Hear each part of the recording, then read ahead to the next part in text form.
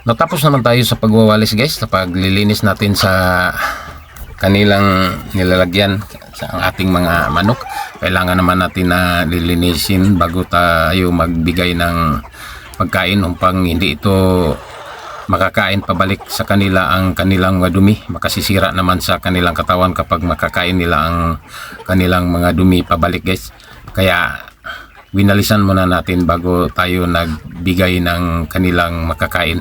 Ito sila, atin na silang pagbigyan na ngayon ng pagkain. Ito atin ang binigyan sila guys. Atin ang pinalitan natin ang kanilang palakainan. Hindi na itong mga maliit na palakainan sa kanila. Piki naman kapag ang maliit na palakainan ang ating lagyan ng kanilang makakain.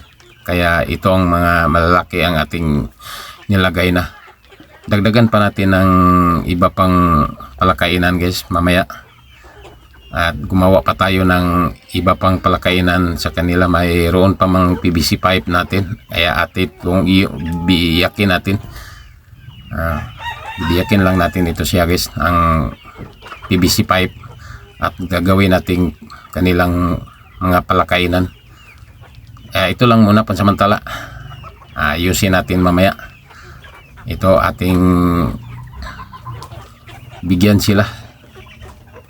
Kasi nga gutom na gutom ang ating mga alaga at abang na abang sa pagbibigay natin sa kanilang makakain.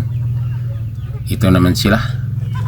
Ang ating pinainom ng gamot noong isang araw guys, okay na siya. Magaling na ang ating pinainom na gamot. Kaya kailangan na palaging i-monitor natin ang ating mga alaga kung wala bang nagkasakit sa kanila.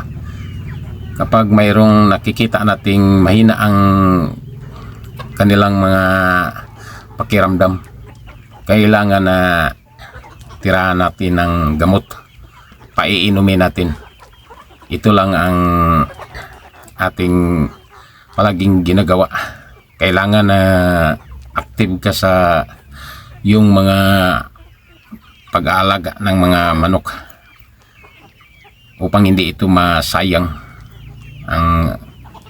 Masayang naman ang ating pagod at ang ating gastos, kasi nga malaki na sila. Kapag magkasakit sila, sayang na sayang sila. Kaya kailangan i-monitor palagi natin ang ating mga manok kung wala bang nakasipon at nagkalagnat sa kanila. Nung isang araw ang pinainom natin na isang manok ay hindi siya sinisipon. Nagtataka lang tayo nga mahina ang kanyang katawan pero hindi siya sinisipon. Nilalaglagnat siya guys kasi nga mainit ang kanyang katawan. Pagdampi natin sa ating kamay sa kanyang katawan, mainit, kaya ating pinainom ng gamot siya. At ngayon ligtas na siya guys, magaling na. Kumakain na siya ng mga makakain nating ibinigay sa kanila. Ito sila guys ang pag-aalaga ng mga manok.